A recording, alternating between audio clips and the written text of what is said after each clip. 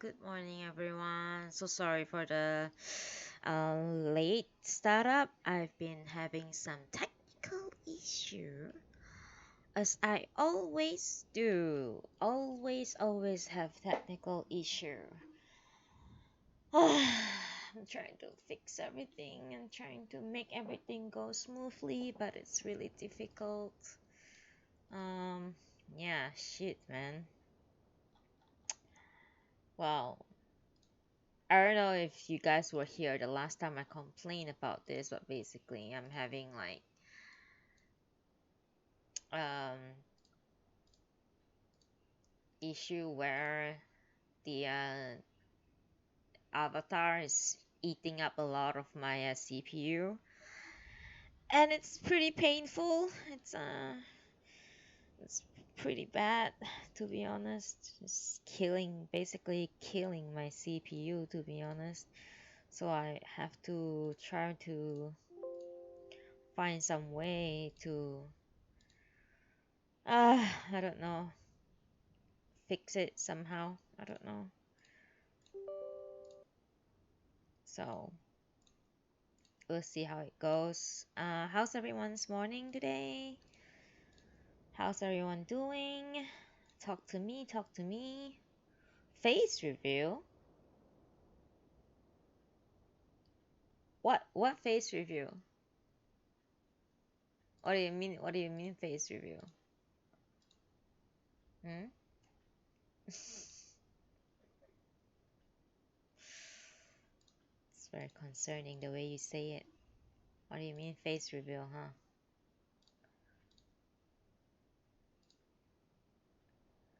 I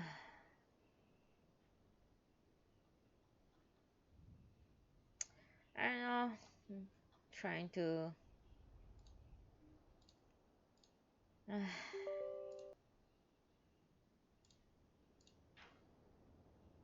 trying to remove as many things as possible from my computer, but it's still. Hello. Oh. Hello, everyone. Good morning. Good morning. Hello. Good morning. So I guess like from the last you heard is that I'm having some technical issue. Uh, Something to be considered, that I have to basically maybe build a new computer. I don't know. I don't know. It's very concerning, to be honest. Um, like the only way I could fix this right now is that not make my character move at all. Um, while using the avatar. When I am in a dungeon or something like that. But as soon as I want to run like a raid or something, I will have to I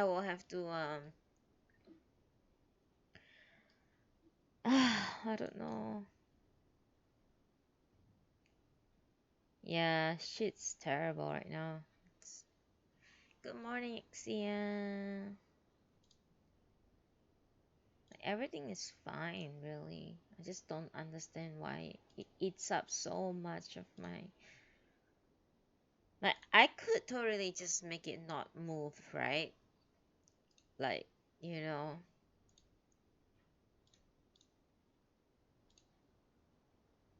But what's the fun in having an avatar if it doesn't move at all, right?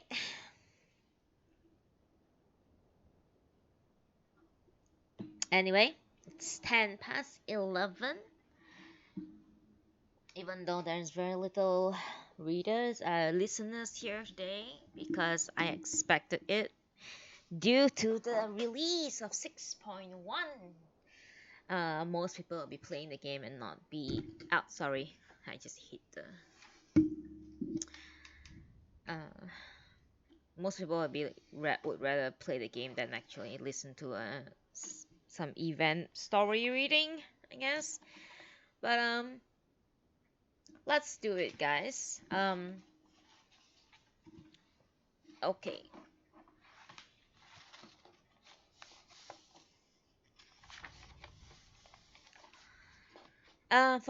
For this one, I think I'm going to read the foreword for it because I think it's going to be relevant to the story. Sorry. And yeah, it's gonna be great. It's gonna be great. It's gonna be great. Yeah, this is really not good. Just give me 1 second, please. I'll be right back in a second.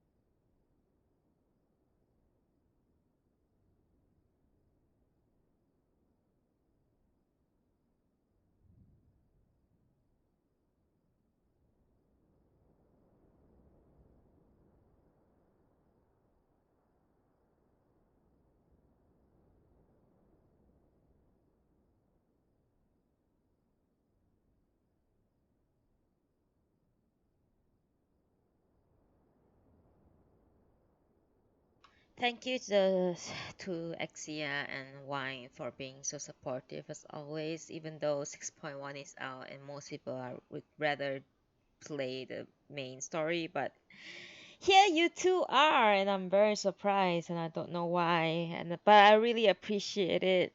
I'm so sorry I'm not having an excellent day today because of how the technical issue is affecting my mood, but it's okay. We'll be fine. We will be fine. And with that, we're going to start today's session with this.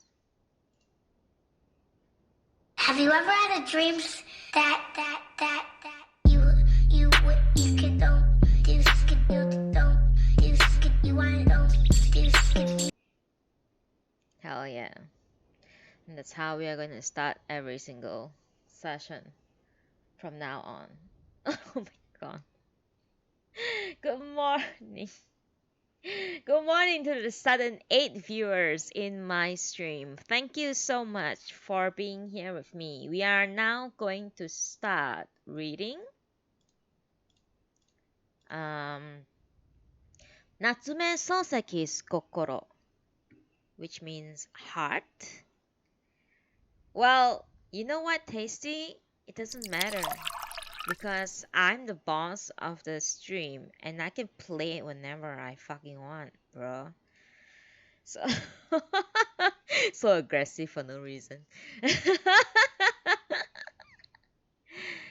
um so yeah, for the very first time,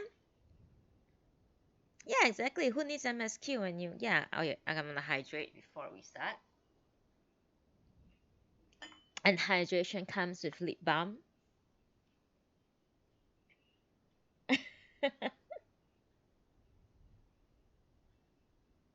Anyway, thank you for being here, guys. Okay, for Kokoro, I'm going to read the foreword because I think it's going to be relevant to the story. It will also give you a better understanding to the story if you read the foreword. So, I'm going to start now. Kokoro by Natsume Sōseki. Kokoro, the heart of things, explores emotions familiar to every man: love and hate, hope and despair, companionship and loneliness. Sensei, a man seen against the rich background of all New Japan, is outwardly successful. He has position, wealth, a charming wife. Deep in the heart of things, he is harried with a profound sense of isolation, whose cure lies only in the faith, madness, or death. This book is the story of his long hidden secret, divulged to a young friend who is threatened with a similar dilemma. In a tale of mounting intensity, Sensei confesses the crime of his young manhood, a crime in which, with all the appearance of innocence, he destroyed his best friend, the woman he loved, and himself. The genius of Sōseki, Japan's first great modern novelist, presents for the first time to American readers, to readers all around the world, lies in his ability to express universal emotions with the beautiful restraint of the Japanese spirit at its best. Under his pen, themes which have become almost hackneyed take on a new fascination and vigor. Forward. It was during the Meiji era, which lasted from the 1868 to 1912, that Japan emerged as a modern nation, and it was towards the latter part of this period that the modern Japanese novel reached its maturity, and true masters of what it was essentially a Western literary form began to appear. One of these novelists, Natsume Sōseki, was perhaps the most profound and the most versatile. Sōseki was born in Tokyo in 1867, when the city was still known by its old name of Edo. He was educated at the Imperial University, where he studied English literature. In 1896, he joined the staff of the Fifth National College in Kumamoto, and in 1900 he was sent to England as a government scholar. He returned to Japan in 1903, and in April of the same year, he succeeded Lafcadio Hearn as lecturer in English literature at the Imperial University. He was dissatisfied with academic life, and in 1907 decided to devote all his time to writing novels and essays. Sōseki wrote Kokoro in 1914, 2 years after the death of Emperor Meiji, and 2 years before his own death. It was written at the peak of his career, when his reputation as a novelist was already established. In it, as in all his other important novels, Sōseki is concerned with man's loneliness in the modern world. It is one of his other novels that the protagonist cries out, "How can I escape death except through faith, madness, or death?" And for Sensei, the protagonist of Kokoro, the only means of escape from his loneliness is death. The suicide of. Oh, this is like fucking spoiler shit. I'm gonna skip the forward. I made a mistake. There are a lot of spoilers in here. Anyway, Kokoro is told in the first person all the way through for this reason. The style is intentionally simple. In the original, there is a beauty beneath the surface simplicity, especially in the third part. I can only hope that at least a little of the beauty has remained in the translation. I have tried, at any rate, to retain its simplicity. The best rendering of the word kokoro that I have seen is Lafcadio Hearn's, which is the heart of things. Without the great kindness of the committee, blah blah blah, I could never have done this translation. This is translated by Edwin McClellan. Yeah, the forward actually have a lot of spoilers. Kind of weird to have spoilers in the forward. I thought it would help with understanding things, but I guess not. Okay. All right, let's do it. Um, so basically, right? There are only three sections, not even chapters, right? Three sections in Kokoro, and each section are very very long without any chapters. So therefore, I'm going to go by pace, and then I will try to end things at 1 p.m., which is about 1 hour and 33 minutes from now on. So I'm not gonna try to like be like just keep reading nonstop. I'm gonna stop at 1 o'clock if I could, or more or less 1 o'clock, and go definitely more than 1 o'clock. But I will try to end things before 1:15 so that everyone can take a rest and not and also not push myself too much because I am a cat was really really really really taxing for me.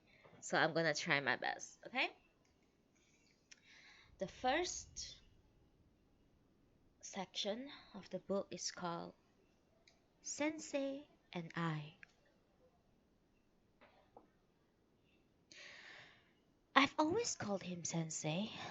I shall therefore refer to him simply as Sensei. And that is not his real name, of course. It is not because I consider it more discreet, but it is because I find it more natural that I do so. Whenever the memory of him come back to me now, I find that I think of him as a sensei still. And with a pen in my hand, I cannot bring myself to write of him in any other way. In Kamakura, during the summer holidays, I first met Sensei. I was then a very young student. I went there at an insistence of a friend of mine who had gone together enough money to cover for the expenses. And it was only for 3 days after my arrival that my friend received a telegram from home demanding his return. His mother, the telegram explained, was ill. My friend, however, did not believe this. For some time, his parents had been trying to persuade him, very much against his own will, to marry a certain girl. Well, according to our modern outlook, he was really too young to marry. Moreover, he was not at the very least, fond of the girl. It was in order to avoid an unpleasant situation, and instead of going home as he normally would have, he had gone to a resort near Tokyo to spend his holiday. He showed me the telegram, asked me what he should do. I did not know what to tell him. It was, however, clear that if his mother was truly ill, he should go home. And so he decided to leave after all. I, who had taken so much trouble to join my friend, was left alone. There were many days left before the beginning of term, and was free to either to stay in Kamakura or to go home. I decided to stay. My friend was from a wealthy family in the central provinces and has no financial worries. But being a young student, his standard of living was much the same as my own.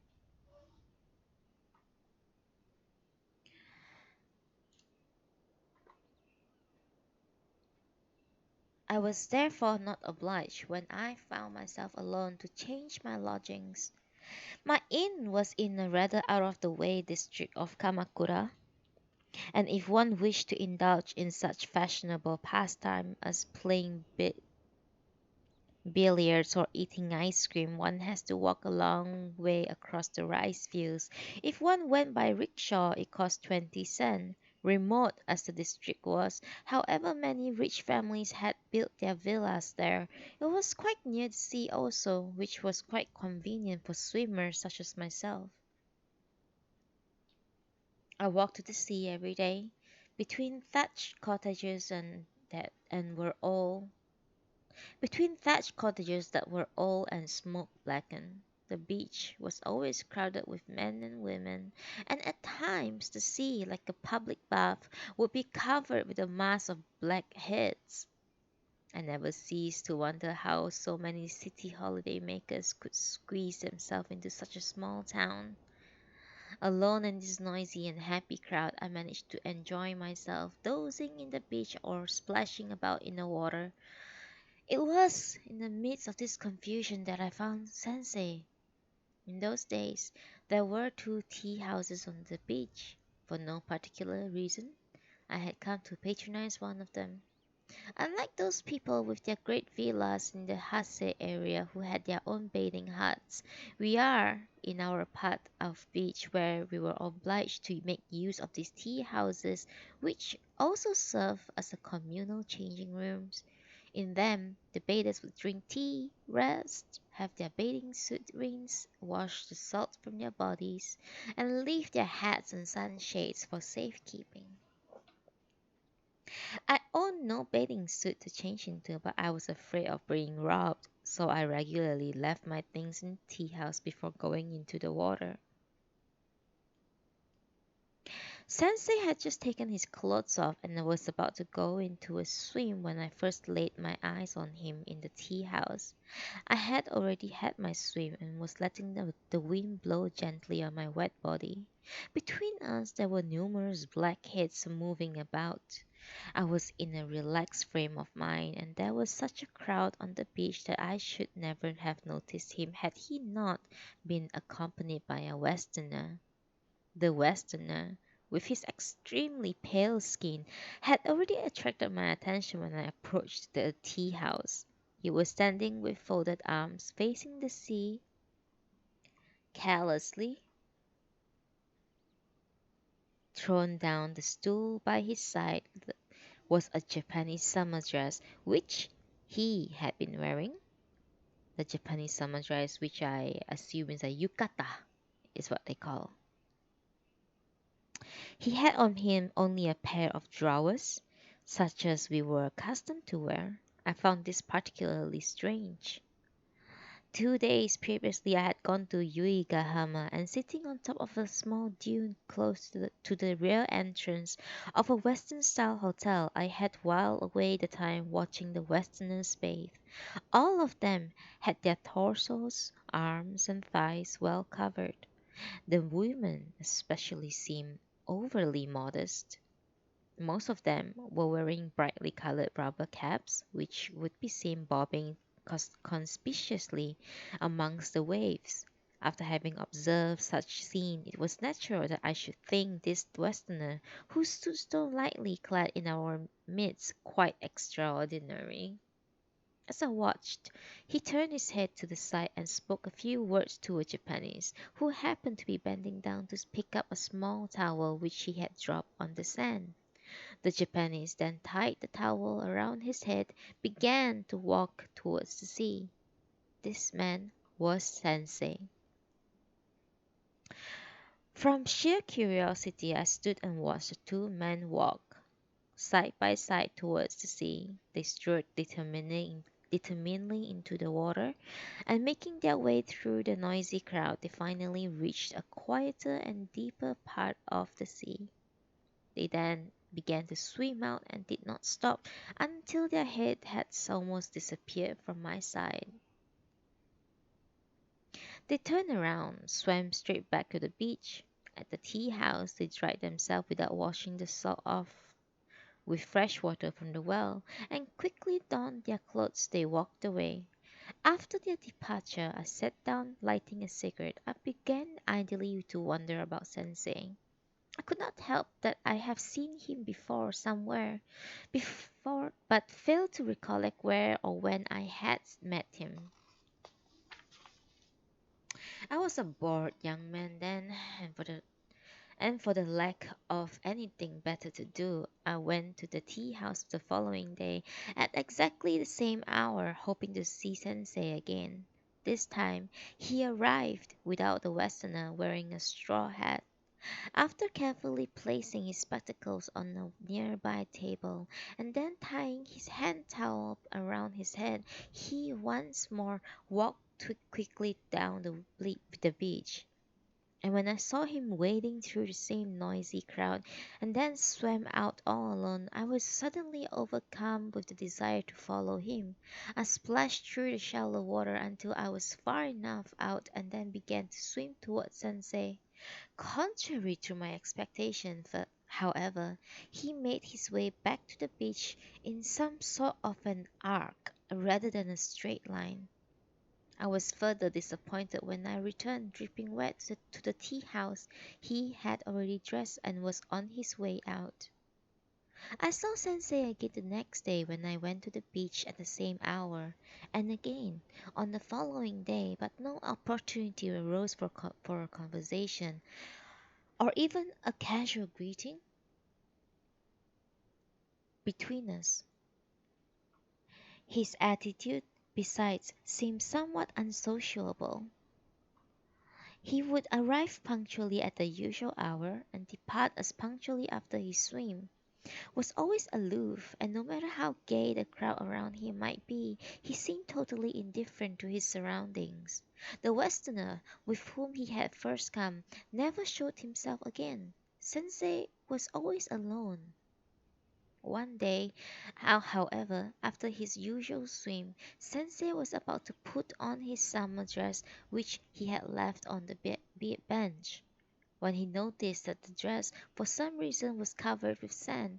As he was shaking his dress, I saw his spectacles, which had been lying beneath it, fall to the ground. He seemed not to miss them until he had finished tying his belt. When he began suddenly to look for them, I approached and bending down, picked it up for him from under the bench. He said thank you as I handed them to him. The next day I followed Sensei into the sea and swam after him. When he had gone more than a couple of hundred of yards, Sensei turned and spoke to me. The sea stretched white and blue all around us, and there seemed to be no one near us. The bright sun shone on the water and the mountains as far as the eye could see. My whole body seemed to be filled with a sense of freedom and joy, and I splashed about wildly in the sea. Sensei had stopped moving and was floating quietly on his back.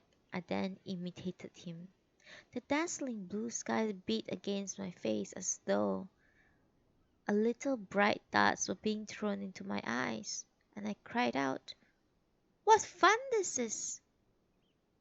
After a while, Sensei moved to an upright position and said, "Shall we go back?" I was young and hardy, wanted very much to say, but I answered willingly enough, "Yes, let us go back," and we returned to the shore together. That was the beginning of our friendship. But I, not, but I did not know where Sensei lived. It was, I think, on the afternoon of the third day, following our swim together, that Sensei, when we met at the tea house, suddenly asked me, "Do you intend to stay in Kamakura long?" I had no idea how much longer I would be in Kamakura, so I said, "I don't know."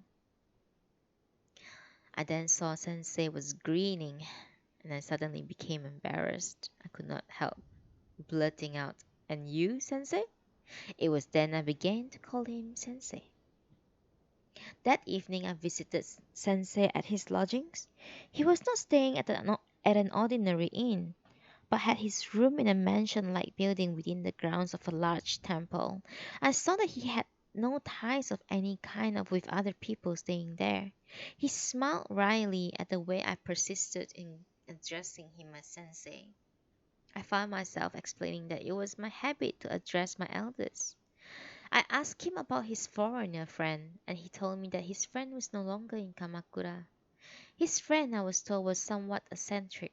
He spoke to me of other things concerning the Westerner too, and remarked that it was strange that he, who had so few acquaintances among his fellow Japanese, should have become intimate with a foreigner. Finally, before leaving, I said to Sensei that I felt I had met him somewhere before, but I could not remember where or when. I was young, and as I said this, I hoped, indeed expected, that he would confess the same feeling. But pondering a while, Sensei said to me, I cannot remember ever having met you before. Are you mistaken? And I was filled with a new and deep sense of disappointment. One moment, please. Tea break.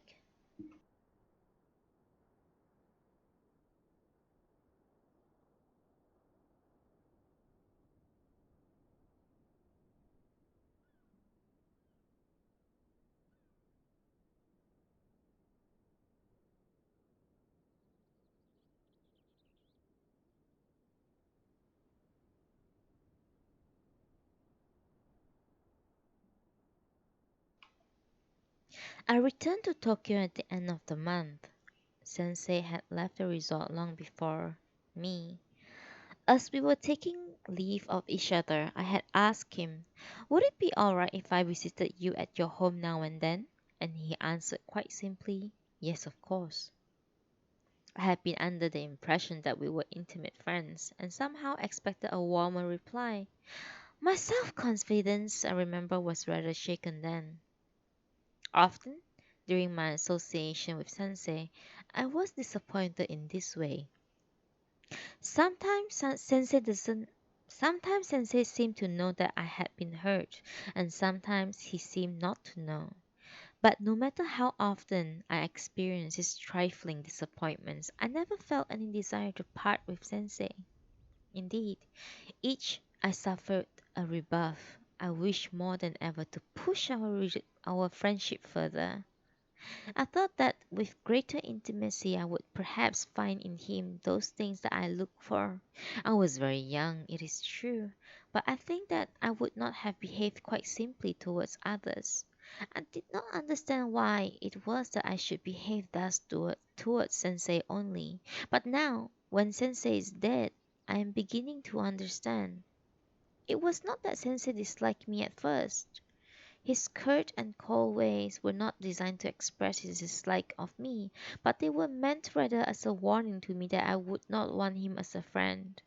It was because he despised himself and he refused to accept open heartedly the intimacy of others. I feel great pity for him. I intended, of course, to visit Sensei when I returned to Tokyo. There was still 2 weeks left before the beginning of the lectures, and I thought I would visit him during the time. A few days after my return, however, I began to feel less inclined to do so. The atmosphere of the great city affected me a great deal, bringing back memories. Every time I saw a student in the streets, I found myself awaiting the coming of a new academic year with a feeling of hope and tense excitement. For a while, I forgot all about Sensei. A month or so after the start of lecture, I became more relaxed. At the same time, I began to walk about the street discontentedly and to look around my room with a feeling that something was lacking in my life. I began to think of Sensei, and I found that I wanted to see him again. The first time I went to his home, Sensei was out. I remember that I went again the following Sunday. It was a lovely day. The sky was so blue that I was filled with the sense of well-being. Again, he was not at home. In Kamakura, Sensei had told me that he spent most of his time at home. Indeed, he had even told me that he disliked to go out. Remembering this, I felt an unreasonable resentment having twice failed to find him. I therefore hesitated in the front hall, staring at the maid who had informed me of her master's absence. He seemed to remember that I called before and left my card. Asking me to wait, she went away. A lady then appeared, whom I took to be the mistress of the home. She was beautiful. Very cautiously, she told me of Sensei's whereabouts. I learned that every month on the same day it was Sensei's custom to take the flowers to a certain grave in the cemetery at Zoshigaya. He left there, said the lady regretfully. hardly more than 10 minutes ago. I thanked her and left. Before I had gone very far towards the busier part of the town, I decided that it would be a pleasant walk to Zoshigaya. Besides, I might meet Sensei, I thought. I turned around and started to walk in the direction of Zoshigaya. From the left of a side field I entered a cemetery and proceeded along a broad avenue bordered on each side by a maple tree. There was a tea house at the end of the avenue, and I saw coming out of it someone that looked like Sensei. I walked towards him and I could see the sunlight reflected on the frame of his spectacle, and then suddenly I cried out loud, "Sensei!" Sensei stopped and saw me. "How in the world?" he said. Then again, "How in the world?" His word, repeated, seemed to have a strange echo-like effect in stillness of the afternoon. I did not know what to say. "Did you follow me?" "How?" He seemed quite relaxed as he stood there, but his voice was calm. But there was on his face a strangely clouded expression. I explained to Sensei how I happened to be there. "Did my wife tell you whose grave I was visiting?" "Oh, no." "Well, I suppose there is no reason why she should. After all, she met you today for the first time. No, of course, there was no need for her to tell you." At first, he appeared satisfied, but I could not understand the reason for his remarks. We walked between tombstones on our way out. Next to those inscriptions such as Isabella so and so and Login, servant of God, were those with Buddhist inscriptions such as all living things bear within themselves the essence of Buddha. There was one tombstone I remember, which was written Minister Plenipotentiary so and so. I stopped before one that was particularly small and pointing at three Chinese characters on it. I asked Sensei, "How does one read that?" "I presume they are meant to be read as Andrew," said Sensei, smiling stiffly. Sensei did not seem to find a way in which different customs were reflected in the tombstone amusing or ironical, like I did. Silently he listened to me for a while as I chatted on, and pointing to this tombstone and that.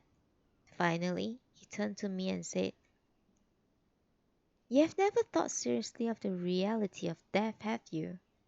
I became silent. Sensei said no more. Towards the end of the cemetery there stood a ginkgo tree so large that it almost hid the sky from the view. Sensei looked up at the tree and said, "In a little while it will be beautiful here.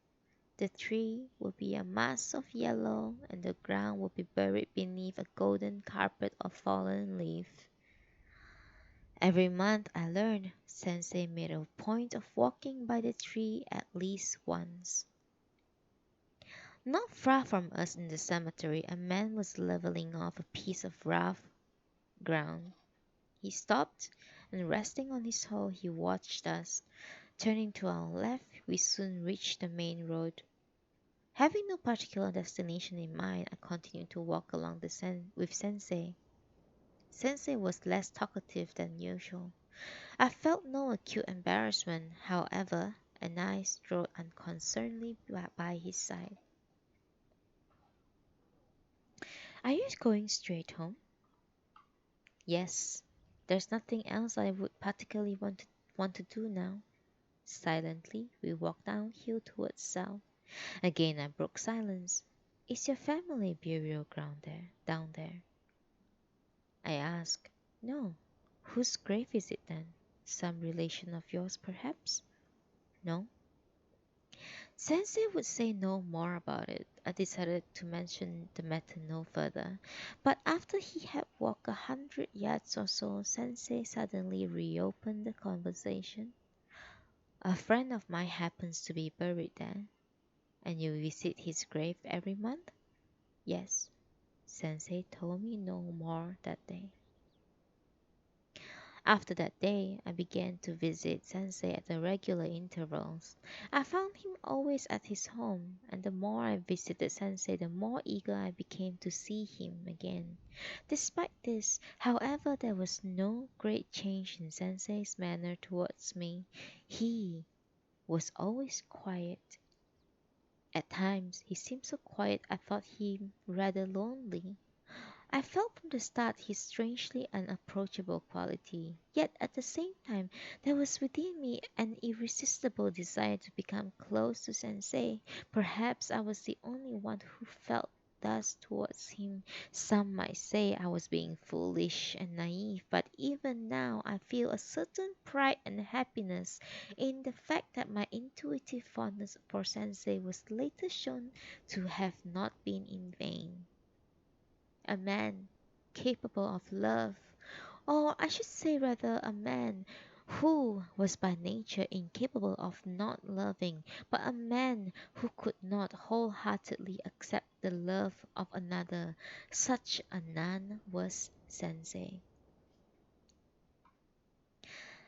As I have already said, Sensei was always quiet. Moreover, he seemed to be at peace with himself. But sometimes I would notice a shadow across his face.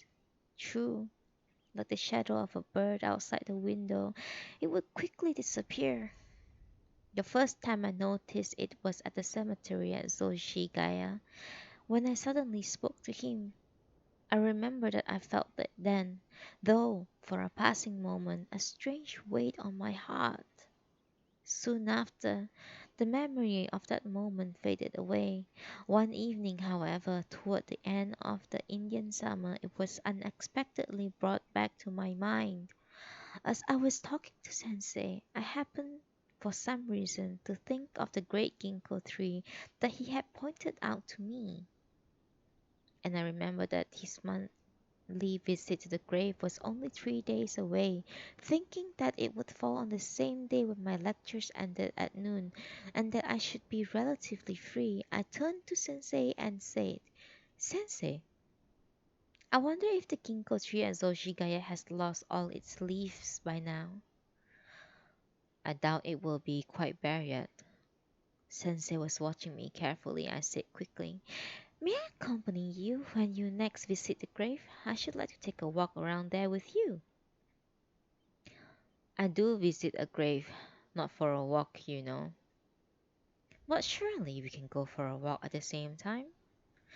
Sensei was silent for a while and then said, believe me, visiting visiting the grave is for me a truly serious matter. He seemed quite determined to distinguish between his pilgrimage to the grave and an ordinary walk. I began to wonder whether he was making this excuse because he did not wish me to accompany him. I remember that I thought him oddly childish at the time. I became more forward. Well then, I said, please allow me to accompany you as a fellow visitor to the grave. I really did think Sensei's attitude was rather unreasonable at times. A shadow crossed his brow. His eyes shone strangely. I cannot say whether it was annoyance or dislike or fear that I saw in his expression. But whatever it was, there was beneath it I felt a gnawing anxiety. And I was suddenly reminded of the way he looked that day at Zoshigaya when I called to him. I cannot tell you why, Sensei said to me.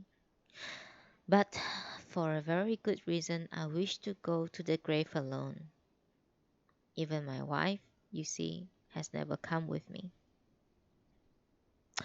I thought his behavior was very strange, but I did not visit Sensei with the purpose of studying him, and I decided to think no more of it. My attitude towards Sensei then is one of those things I remember with a certain amount of pride. Because of it, I believe, we were able to become so close to each other. Had I been curious in an impersonal and analytical way, the bond between us surely could, could not have lasted long. I was, of course, not aware of this at all at the time. I hate to think what might have become had I acted differently. Even in his relationship with me, he was in a constant dread of being coldly analyzed. I began to visit Sensei two or even three times a month. One day, seeing that my visits were becoming more and more frequent, Sensei suddenly said to me, "Why should you want to spend so much time with a person like me?" Why? I don't think there's a particular reason. Am I being a nuisance, sir? I did not say that. Indeed, he never seemed to regard me as a nuisance. I was aware that the number of his acquaintances was rather limited. As for those who had been in the same class with him at the university, I knew there were no more than two or three in Tokyo.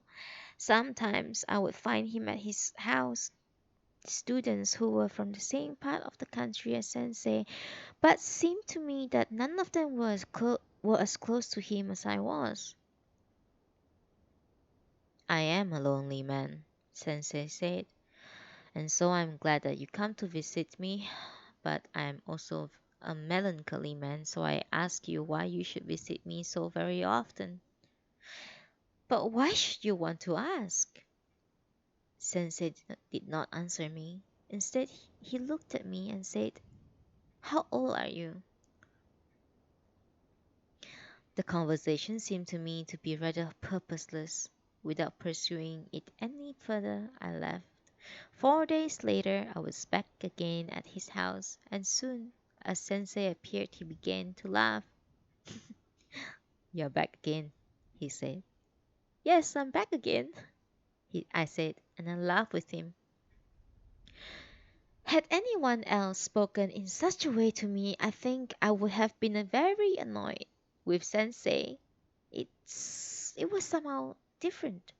Far from being annoyed, I was happy. "I am a lonely man," he said that evening, "and it is not possible that you are also a lonely person. But I am an older man, and I can live with my loneliness quietly. You are young, and it must be difficult to accept your loneliness. You must sometimes want to fight it." "But I'm not at all lonely." "Youth is the loneliest time of all. Otherwise, why should you come so often to my house?" Sensei continued. "But surely you are with me. You cannot rid yourself of your loneliness. I have not it in me to help you forget it. You will have to look elsewhere for the consolation you seek. And soon you will find that you no longer want to visit me." As he said this, Sensei smiled sadly. Fortunately, Sensei was mistaken. Inexperienced as I was then, I could not even understand the obvious significance of Sensei's remarks.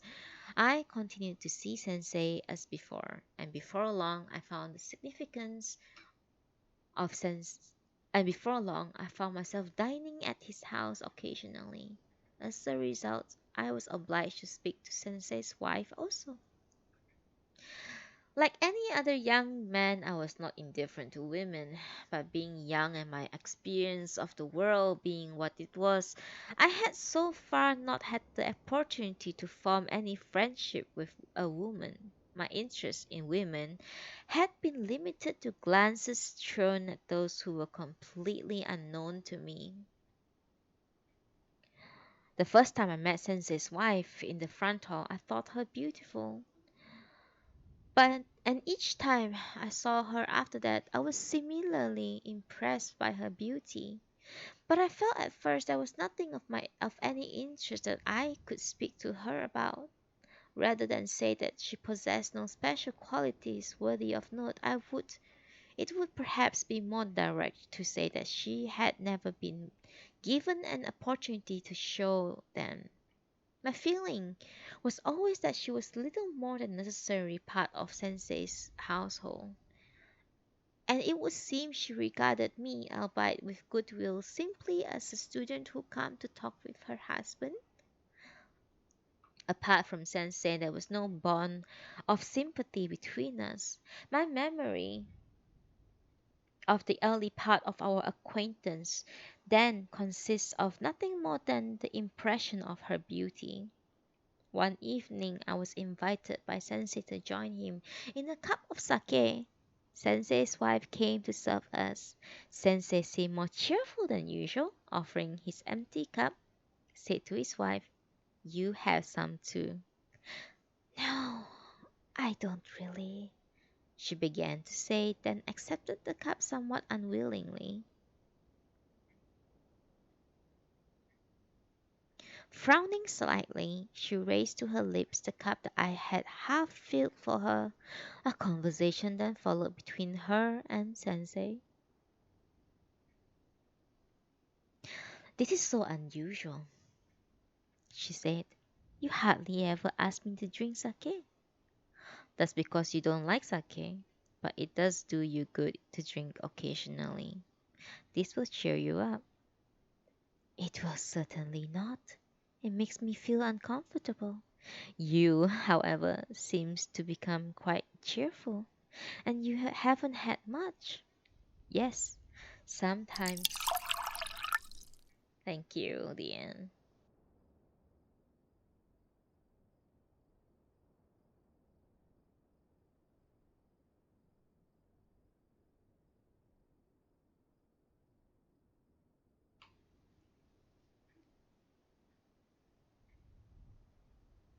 "Yes, sometimes it seems to cheer me up, but it doesn't always." "And how do you feel tonight?" "Oh, tonight I feel good." "Then from now on you should drink just a little every evening." "That I cannot do." "Please do. Then you will stop being so melancholy." Apart from them, there was only the maid in the house. Every time I went there, the house seemed to be absolutely quiet. I never heard the sound of laughter in there, and sometimes it seemed almost as if Sensei and I were the only people in the house. "It would be so nice if we had children," Sensei's wife said to me. "Yes, wouldn't it?" I answered. But I could feel no real sympathy for her. At my age, children seem an unnecessary nuisance. It would. "Would you like if we adopted a child?" "An adopted child? Oh no," she said and looked at me. "But we'll never have one of our own, said Sensei. Sensei's wife was silent. "Why not?" I asked. "Divine punishment," Sensei answered and laughed rather loudly. Sensei and his wife seems to me to be a fond enough couple. Not being a member of the family, I could not, of course, know how they truly felt towards each other. But whenever I was with Sensei, and if he happened to want anything instead of the maid, he would call his wife. The lady's name was Shizu. "Shizu?" Sensei would call, turning towards the door. The tone of his voice when he did so always sounded gentle to me, and her manner when she appeared seemed always willing and obedient. And whenever they kindly invited me to dinner, and I had the occasion to see them together at the table, my pleasant impression of their feelings towards each other would be confirmed. Sometimes Sensei would take his wife to a concert or to the theater. Also, I remember that they went away together for a week's holiday at least 2 or 3 times during the period I knew them. I still have with me a postcard that they sent me from Hakone. I remembered at that time they went to Nikko. I received from them a letter with a maple leaf enclosed. There was, however, one incident that marred my general impression of their married life. One day, I was standing as usual in the front hall and was about to announce myself. I heard voices coming from the living room. An argument, rather than an ordinary conversation, seemed to be taking place. The living room was immediately adjoining the front hall, and I could hear well enough to know that it was a quarrel, and that one of the voices which was raised now and then belonged to Sensei. The other one was lower in tone than Sensei's, and I could not be sure whose it was, but I was almost certain that it was his wife's. She seemed to be weeping. I stood there for a short while, not knowing what to do. Then I left, returned to my lodgings. A dreadful anxiety filled my heart. I tried to read, but I found I could not concentrate. Around an hour later, I heard Sensei calling beneath my window. Surprised, I looked out. "Let's go out for a walk," he said. I looked at my watch, and I saw that it was past 8 o'clock. I had not bothered to take off my dress trousers when I returned. I left my room immediately. That evening, Sensei and I drank beer together. Sensei was not a heavy drinker. He was not the sort of person to go on drinking if a reasonable amount did not have any cheering effect on him. "It just won't work this evening," Sensei said with a wry smile. "Can't you feel cheer?" I asked him, feeling sorry for him. I could not forget what had happened earlier. It bothered me terribly, like a fishbone in my throat. I could not decide whether I should tell him or not about it or not. Sensei noticed my anxiety. "There seems to be something the matter with you this evening," he said. "To tell you the truth, I am not my usual self either. Have you noticed?" I could not say anything in reply. As a matter of fact, I quarreled with my wife a short while ago, and I allowed myself to become stupidly excited. "But why did you—" I began, but could not bring myself to say quarrel. "You see, sometimes my wife misunderstands me, and when I tell her so, she refuses to listen. This is why today, for instance, I unwittingly lost my temper." "In what way does she misunderstand you, Sensei?" Sensei did not answer my question. He said, "If I were the sort of person she thinks I am, I would not suffer so."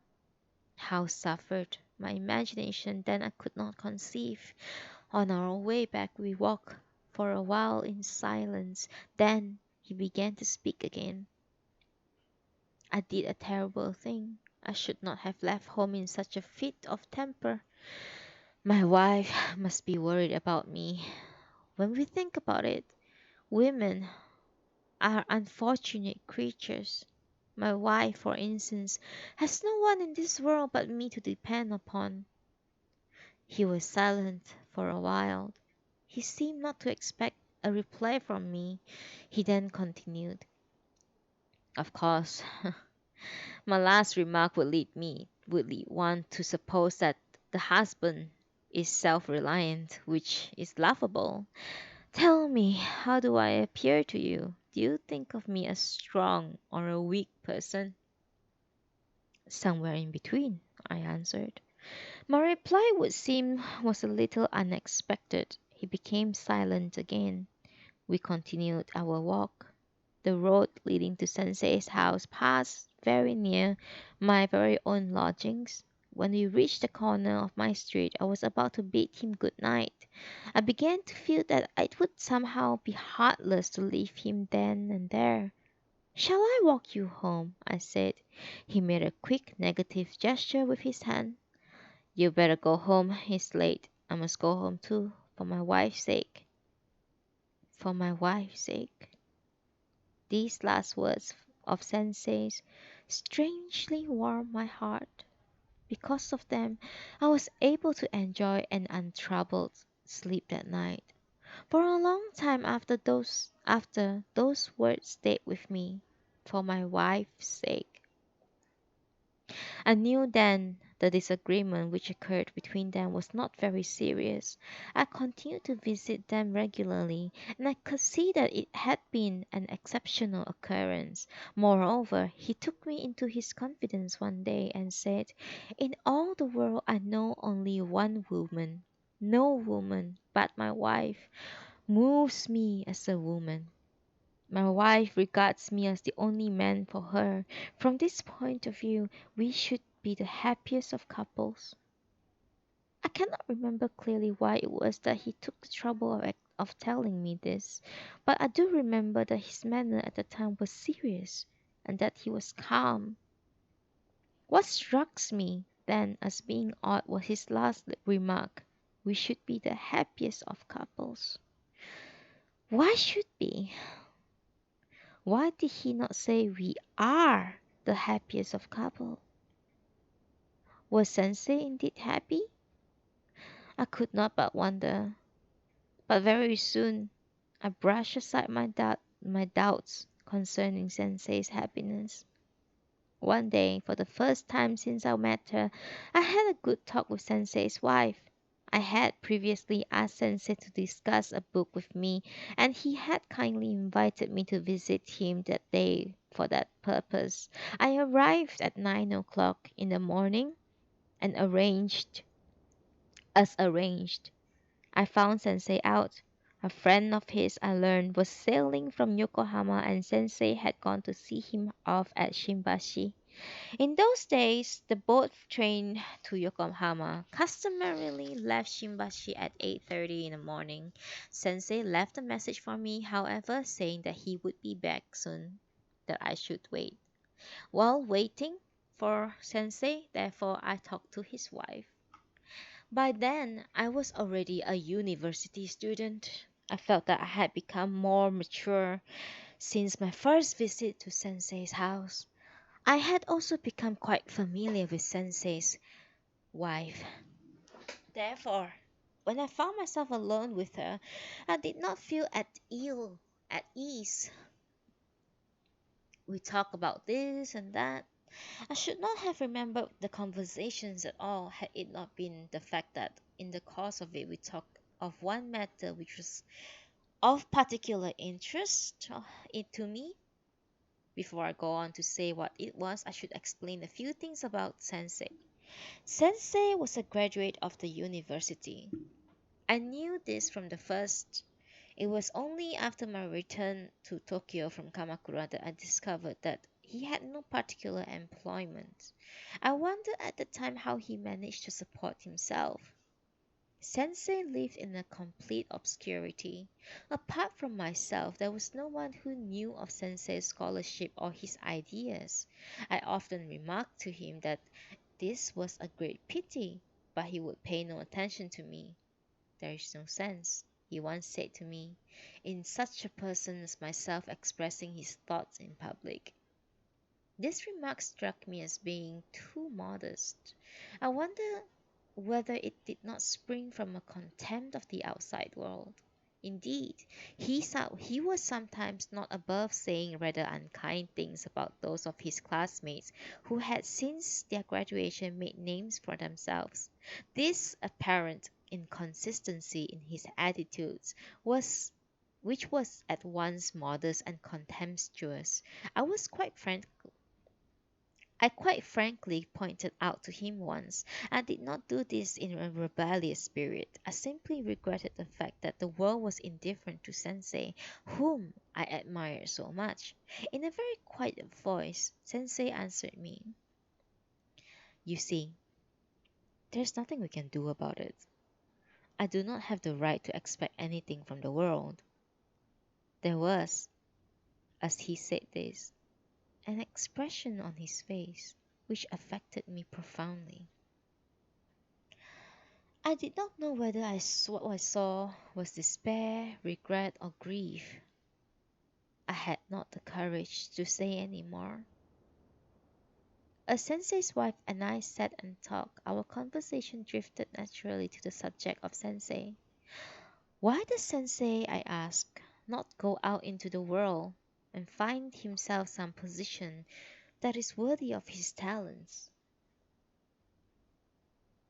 instead of spending all his time studying and thinking at home. There is no hope of that, I'm afraid. He would hate it. I suppose he sees that it would be a vain thing to do. Being a woman, I wouldn't know. But I doubt that that is the reason. I am sure he would like to do something really, but somehow he cannot. I am very sorry for him.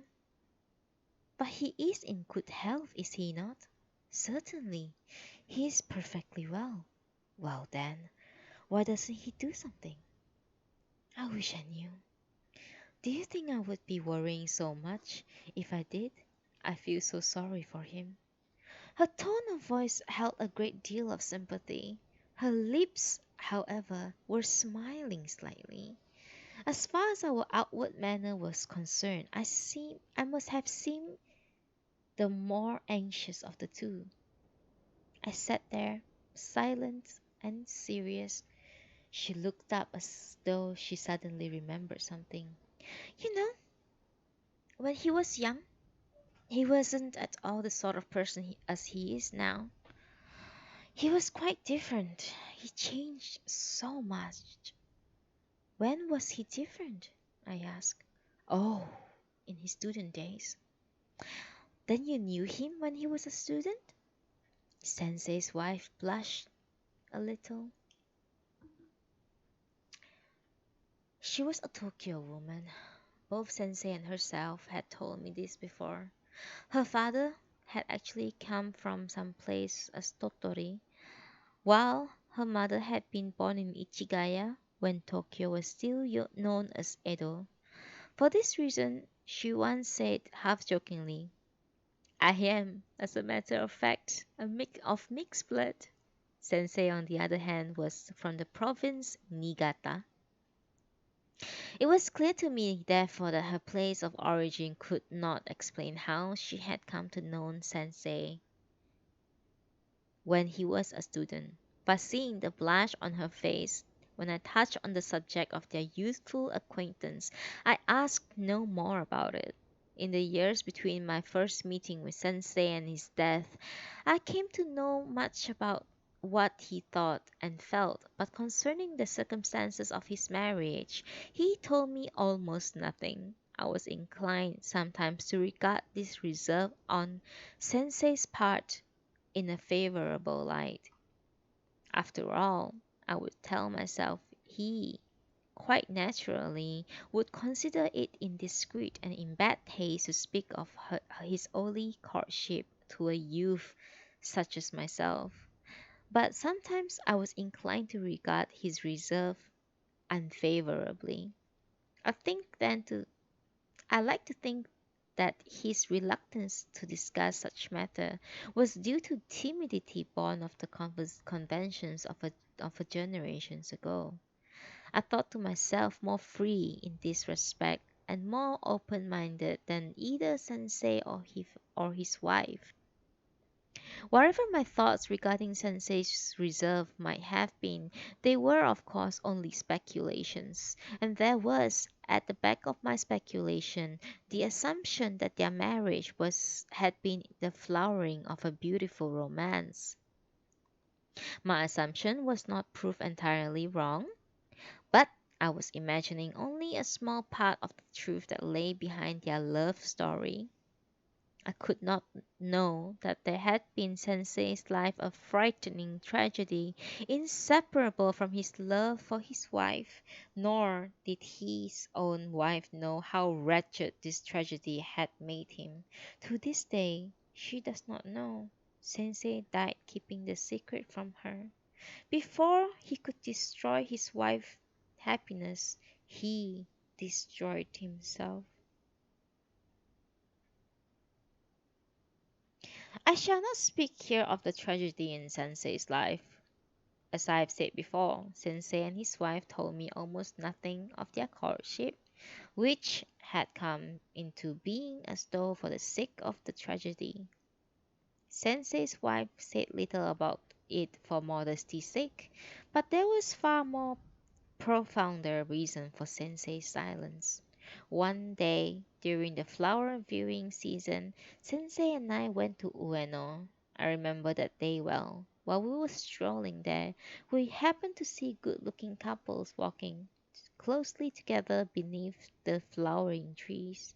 They seemed unusually fond of each other. The place, being rather public, rather than the flowers, seems to be the objects of interest for many people. They look like newly married couple, said Sensei. They seem pretty fond of each other, don't they? I said in an amused tone of voice. There was not a trace of smile on Sensei's face. He began deliberately to walk away from the couple. He then said to me, "Have you ever been in love?" I said, "No." "Do you want to be in love?" I said nothing in reply. "It isn't that you don't want to fall in love, is it?" "No." "You made fun of that couple, didn't you? But actually you sounded to me like a person who is dissatisfied that he has not yet been able to fall in love, though he wants to." Did I sound like that? Yes, you did. A person who has not been in love would have been more tolerant and would have felt warmer towards the couple. But but do you know that there's guilt also in loving? I wonder if you understand me. I was surprised and said nothing. There was a large crowd around us, and every face in it looked happy. We had little opportunity to talk until we reached the woods where there were no flowers and no people. "Is there really guilt in loving?" I asked suddenly. "Yes, surely," Sensei said. He seemed as certain as he did before. "Why?" "You will soon find out. In fact, you ought to know already. Your heart has been made restless by love for quite some time now." Vainly, I searched for my heart for an answer. "But there is no one whom you might call the object of my love," I said. "I have not hidden anything from you, Sensei." "You are restless because your love has no sub-object. If you could fall in love with some particular person, you wouldn't be so restless." "But I am not so restless now." "Did you not come to me because you felt there was something lacking?" "Yes, but my going to you was not the same thing as wanting to fall in love. But it was a step in your life towards love. The friendship that you sought in me in reality is a preparation for the love you will seek in a woman. I think the two things are totally different." "No, they are not. But being the kind of man I am, I cannot help you rid of your heart of that feeling of want. Moreover, the peculiar circumstances have made me even more useless than I might have been as a friend. I am truly sorry that you will eventually go elsewhere for consolation is a fact that I must accept. Indeed, I even hope that you will, but I began to feel a strange kind of sorrow. Sensei, if you really think that I shall drift away from you, there is nothing I can do about it. But such a thought has so far never crossed my mind." Sensei did not listen to me. "But you must be careful," he continued. You must you must remember that there is guilt in loving. You may not derive such satisfaction from our friendship, but at least there is no danger in it. Do you know what it feels like to be tied down by long black hair?" I could not imagine what Sensei meant. But inexperienced as I was, his words held no reality for me. Also, I had no notions. Thank you, wine.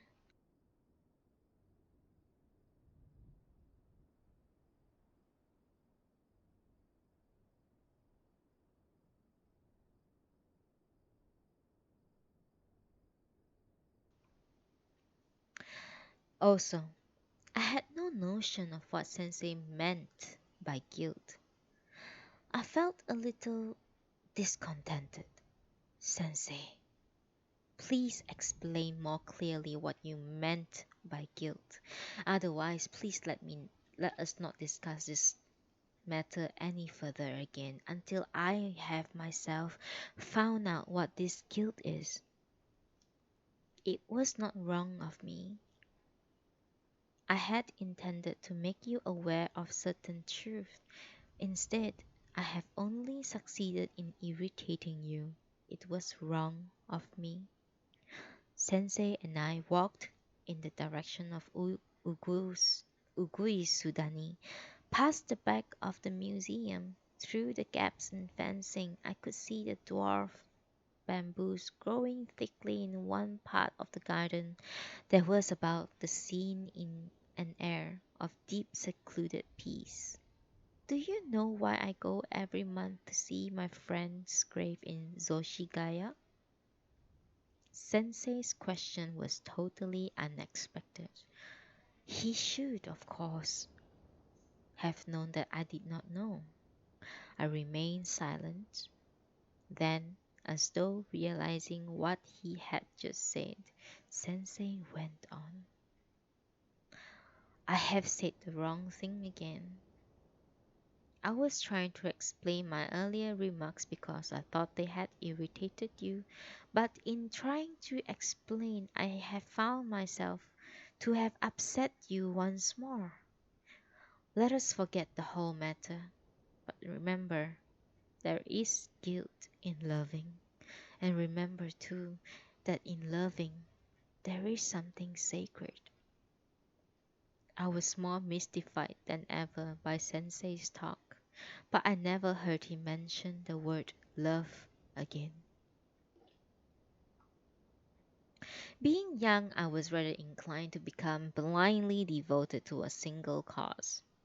At least, so I must have appeared to Sensei. I considered conversation with Sensei more profitable than lectures at the universities. I valued Sensei's opinions more than I did those of my professors. Sensei, who went his solitary ways without saying very much, seems to me to be a greater man than those famous professors, who's lectured to me from their platforms. You must try to be more sober in your opinions about me, Sensei once said to me. But I am sober, I cried confidently. Sensei, however, refused to take me seriously. You are a man in a fever.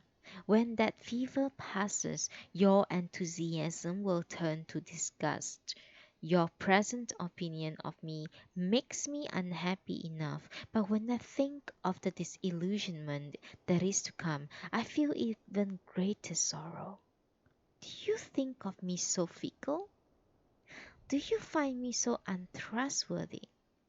I am simply sorry for you. I deserve your sympathy, but not your trust. Is that what you mean, Sensei?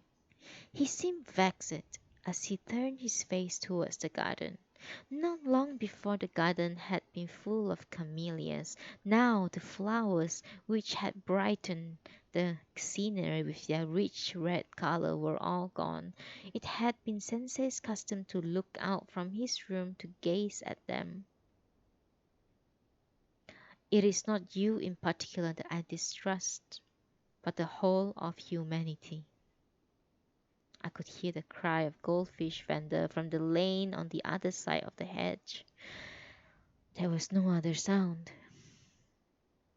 The house was some distance from the main road, and we seemed to be surrounded by a complete calm. All was quiet. as usual.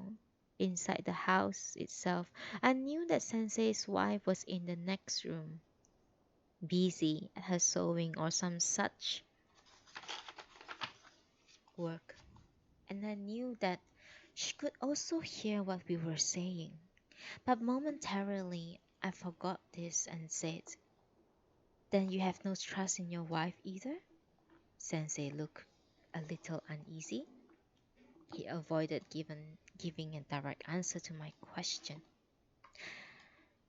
I don't even trust myself. And not trusting myself, I can hardly trust others. There is nothing I can do except curse my own soul.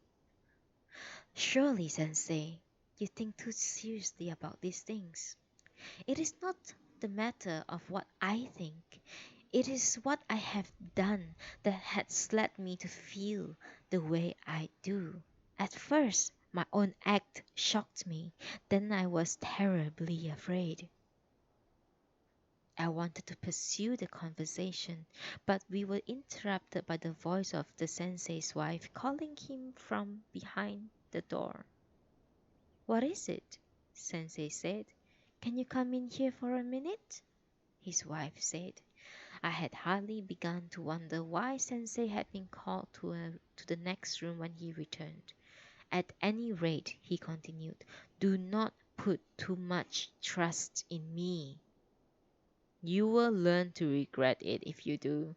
And if you ever allow yourself to feel betrayed, you will then find yourself being cruelty vindictive." "What do you mean?" "The memory that you once sat at my feet will begin to haunt you, and in bitterness and shame you will want to degrade me. I do not want your admiration now, because I do not want your insults in the future. I bear with my loneliness now in order to avoid greater loneliness in the years ahead. You see, loneliness is the price we have to pay for being born in this modern age, so full of freedom, independence, and our own egotistical selves." I could not think of anything to say.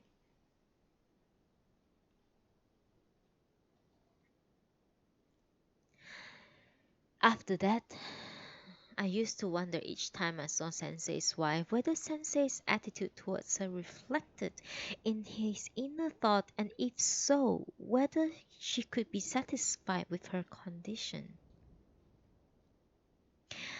But I could not discern neither satisfaction nor dissatisfaction in her manner. Of course, I was not close enough to her to know what her real feelings were. I rarely saw her away from Sensei. Besides, in my presence, her behavior was always that of conventional hostess. I wondered why Sensei felt the way he did towards mankind. Was it, I would ask myself, the result of a coldly impartial scrutiny of his own inner self and the contemporary world around him? And if one were as naturally reflective, intelligent, and as removed from the world as Sensei, one would inevitably reach the same conclusions. Such tentative explanations, however, which suggested themselves to my mind, did not completely satisfy me. Sensei's opinions, it seemed to me, were merely the result of cloistered reflection. They were not, in fact, as it were, like the skeleton of a stone house which has been gutted by fire. They were more alive than that. True, Sensei, as I saw him, was primarily a thinker, but his thoughts, I felt, was based firmly on a strong sense of reality. And this sense of reality did not come so much from observation of the experience of others removed from himself as from his own experience. Such speculations, however, added little to my understanding of Sensei. Sensei, as a matter of fact, has already given me a reason to believe that his thoughts were indeed forced upon him by the nature of his experience. But he has hinted only, and his hints were to me like a vast, threatening clouds hanging over my head, vague in outline and yet frightening. The fear within me, nevertheless, was very real. I tried to explain myself Sensei's view of life by imagining a love affair in youth between Sensei and his wife, of course involving a violent passion at first and then perhaps regret later. Such explanation, I would like to think,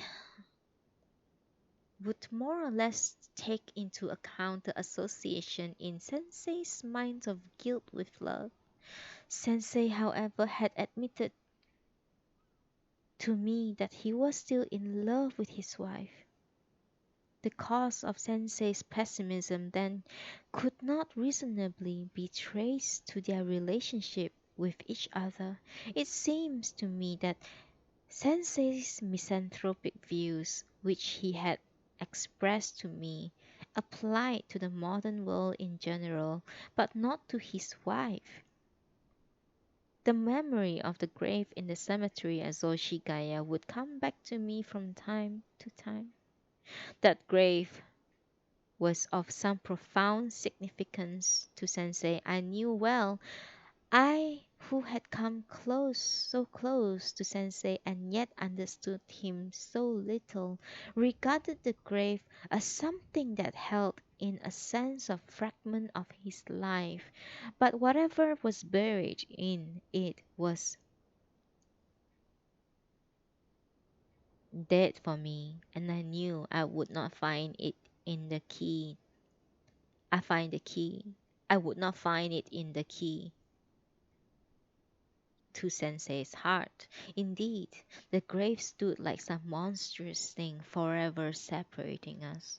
Meanwhile, it so happened that I had another occasion to have a conversation with Sensei's wife. It was at the time of the year when the days grow shorter and there is everywhere a feeling of restless activity. There was already a chill in the air. During the previous week, there had been a series of burglaries in Sensei's neighborhood. They had all taken place in the early hours of evening. Nothing of great value had been stolen. The houses had been broken into nevertheless, and Sensei's wife was uneasy. Unfortunately, Sensei was obliged to be away from the house one evening, and a friend of his from the same part of country as himself, and who was a doctor in some provincial hospital, had come up to Tokyo.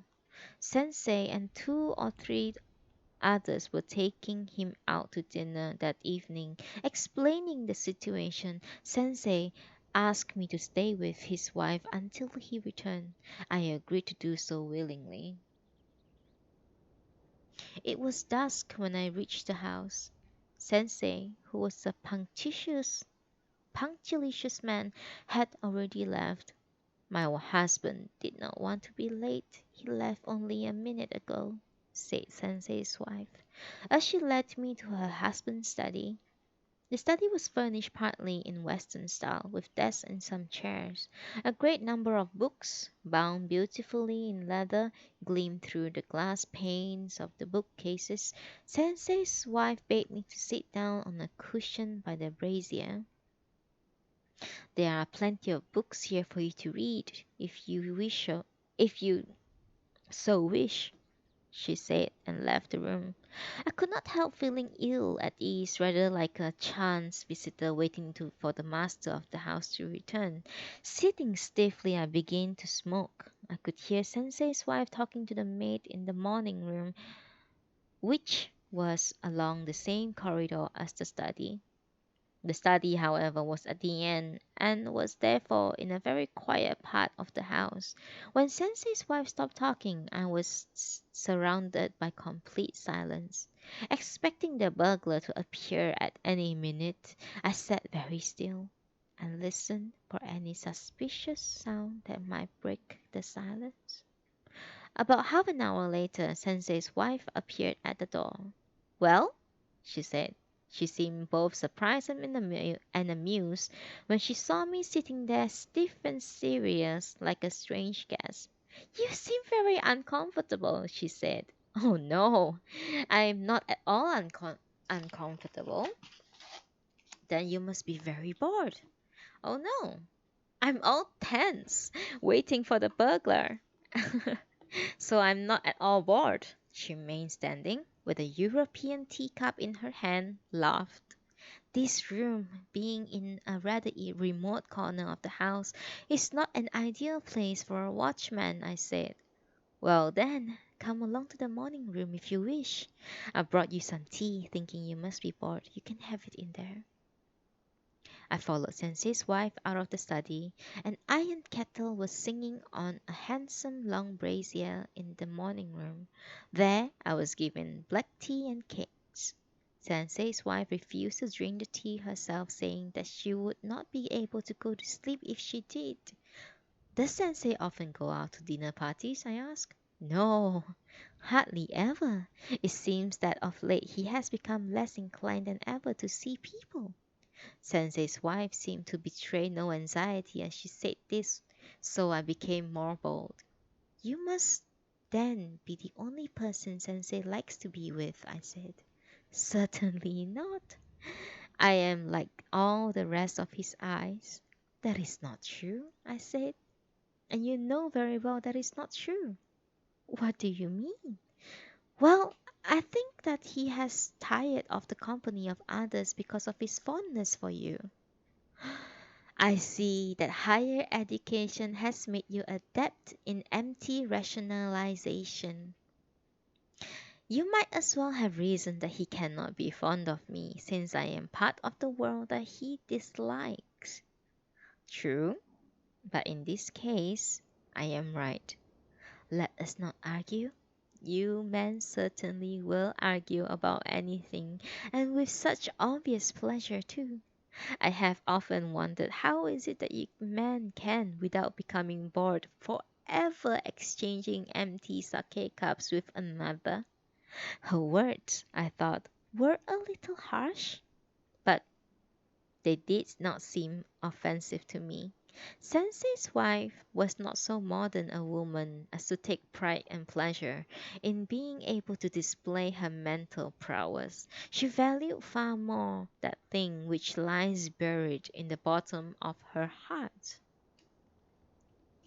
I wanted to say more, but I was afraid of being taken for one of these argumentative men, so I became silent.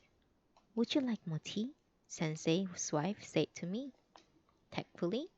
When she saw that I was staring foolishly into the empty cup, I quickly handed the cup over. How many? One lump? Two lumps? She has picked up a lump of sugar with a strange instrument and was looking at me when she said this. She was not exactly trying to be ingratiating, but she undoubtedly trying to eradicate the effect on me of her harsh words by her charming manner. I drank tea silently. I remained silent even when I had finished the tea.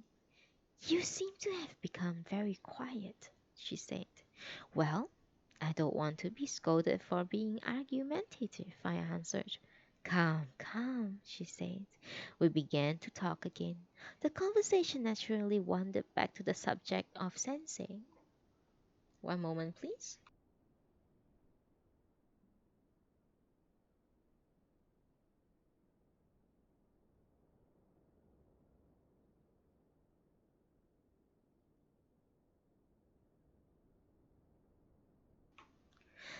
Won't you allow me to go on with what I was saying?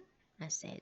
It might have seemed to you that I was indulging in meaningless rationalization, but truly I was being sincere. Well, all right. You don't think that Sensei's life would be the same without you, do you? I said I certainly wouldn't know. Why don't you ask Sensei? it would be more sensible to ask him. Please, I'm being serious. You must not try to evade my question so frivolously. I wish you would be more honest with me. But I am being honest. I honestly don't know.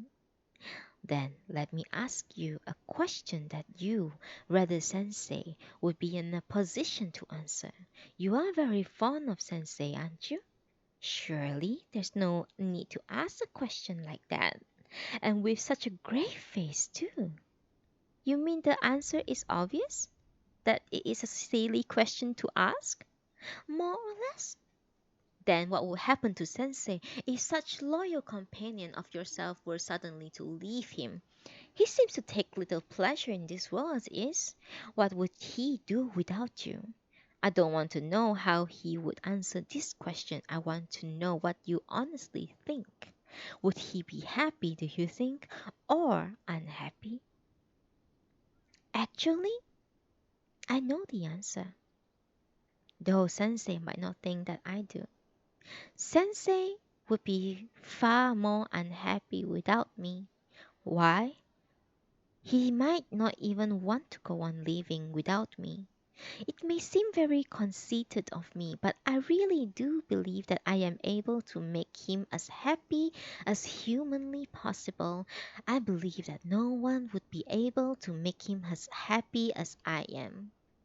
Without this belief, as contented I would not be as contented as I am. Such a conviction must surely be known to Sensei. That is another matter entirely. You still wish to maintain that Sensei dislike you? Oh no, I don't think for a moment that I am disliked. There is no reason why I should be. But you see, he seems to be rather wary of the world. Indeed, it would be more correct to say that Sensei these days, he is wary of people.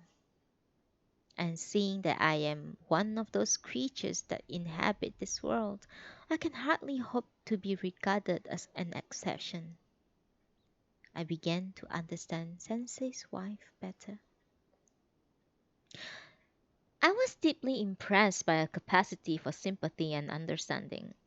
What also impressed me was the fact that though her ways were not those of an old-fashioned Japanese woman, she had not succumbed to the then prevailing fashion of using modern words. I was rather simple-minded man. Women, for example, were total strangers to the kind of world I knew or had experienced. True, being a man, I felt an instinctive yearning for woman, but the yearning in me was little more than a vague dream, hardly different from a yearning in one's heart when one sees a lovely cloud in spring sky. Often I found myself face to face with a woman, my longing would suddenly disappear. Instead of being drawn to women, I would feel a kind of repulsion. Such, however, was not my reaction to Sensei's wife. I did not even feel, when I was with her, that intellectual gulf which so often separates men from women. Indeed, I soon forgot that she was a woman, and came to regard her as one person whom I could share my sincere sympathetic interest in Sensei. Do you remember, I said, that time when I asked you why Sensei did not go out into the world more, and you replied that was not always so much of a recluse? Yes, I remember, and really he was not. Then what was he like? The kind of person you wish him to be, the kind of person I wish him to be. There was hope and strength in him then. What caused him to change so suddenly? The change was not sudden, it came gradually. And you were with him all the time that this change was taking place? Of course, was his wife. Surely then you must know the cause of change. Unfortunately, no. I am embarrassed to admit this, but no matter how much I think about it, I don't seem to be able to find the answer. You have no idea how often I have begged him to tell me the reason for the change. What does he say when you ask him? That there is nothing for him to tell, and there is nothing for me to worry about. He says that it was simply in his nature to change so. I said nothing. Sensei's wife also became silent. Not a sound came from the maid's room. I forgot all about the burglar. You don't think I am to blame, do you? She asked me suddenly. No. Please, tell me what you really think. The thought that you might secretly think me responsible is unbearable, she said. You see, I like to tell myself that I do whatever I can to help Sensei. I'm sure that Sensei knows that, I said. Please don't worry. Believe me, Sensei knows. She leveled off the cinders in the brazier and poured more water from a jug into the iron kettle. The kettle stopped singing. Finally, I could not stand any longer, so I asked him to tell me frankly whether he found any fault with anything I did. If he could would if he would only tell me what my faults were, I said I would try my best, if possible, to correct them. His reply was that I had no faults and that it was himself was to blame. His answer made me very sad. It made me cry, and it made me want to be told more ever than my faults were. As Sensei's wife said this, I noticed there were tears in her eyes. At first, I thought of Sensei's wife as a woman of understanding, and in the course of our conversation, her manner began gradually change, and I found that she had ceased to appeal my mind and that she had begun to move my heart. There was no ill feeling between her and Sensei. Indeed, there was no reason why there should be, yet there was something that separated her from Sensei. But no matter how hard she tried, she could not find what this thing that separated them. This, in short, was her predicament. She claimed that Sensei disliked the world so much it was inevitable that she should become a part of that object that Sensei disliked. But she could not convince herself that this was the correct explanation. The poor lady could not avoid thinking that perhaps the very opposite of this was true, namely, that Sensei had become weary of the world because of her. But again, she could not find no way of confirming her suspicion. Sensei's manner towards her was that of a loving husband. He was kind and thoughtful. Such, then, was a secret which she had kept in her heart all these years in gentle sorrow and which she revealed to me that night. What do you think? She said. Is it because of me that he has become like that? Or is it because of his view of life or whatever you men call it? Please don't hide anything from me. I had no intention of hiding anything from her. But since I knew that there were things in Sensei's life that I did not understand, I could not, in my ignorance, hope to comfort Sensei's wife. I really don't know, I said. A look of disappointment appeared on her face, and I felt pity for her. I said quickly, but I can assure you that Sensei does not dislike you. I am only repeating what he himself has told me. And you know that Sensei never lies. Sensei said nothing. After a while, she began to speak again. I remember something. You meant something that might explain why Sensei changed? Yes. If it was indeed the cause, then I was not responsible. There would be at least, a little consolation in knowing that much if I could be sure. Won't you tell me? She hesitated and gazed at her hands. which she folded on her lap. I will tell you, she said, and you must tell me what you think. I will try my best. I cannot tell you all. If I do, Sensei will be very angry. I will tell you only those parts of the story which he would not mind my telling you. I felt a growing tension within me. When Sensei was still in the university, he had a very good friend. Just before this friend was due to graduate, he died. He died suddenly. Then, in almost a whisper, she added, actually, his death was not natural. She said in such a way that I could not help asking immediately, how?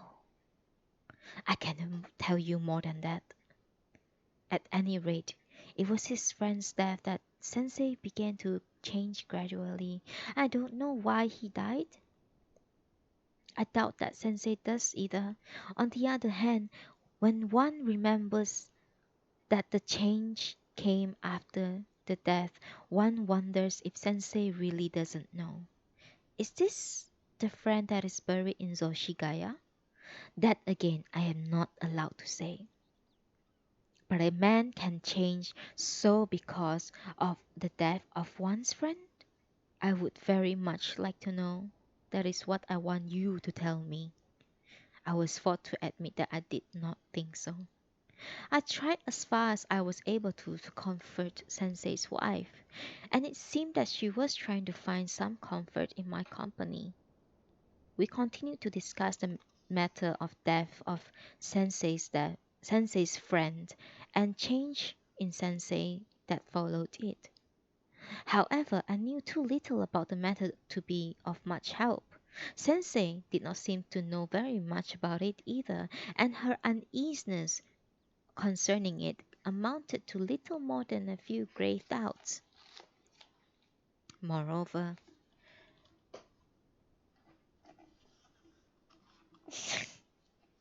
Strudel.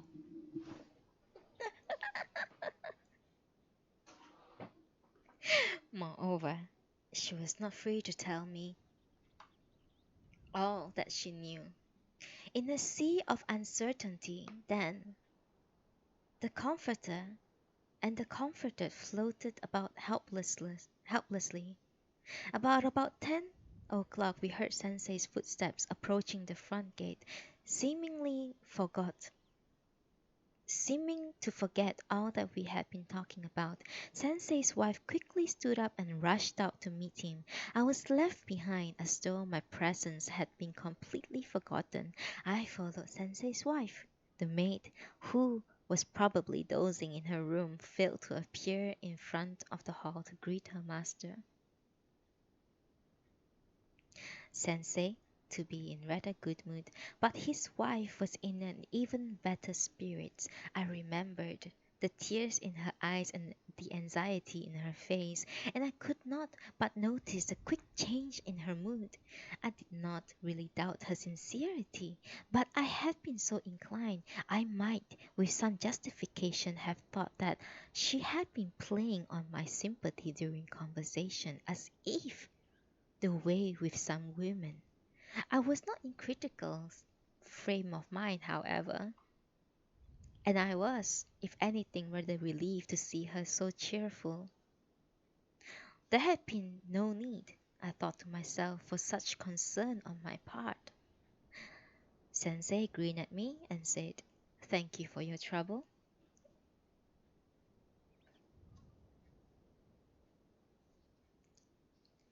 So the burglar did not come after all. Then he added, "Are you disappointed?"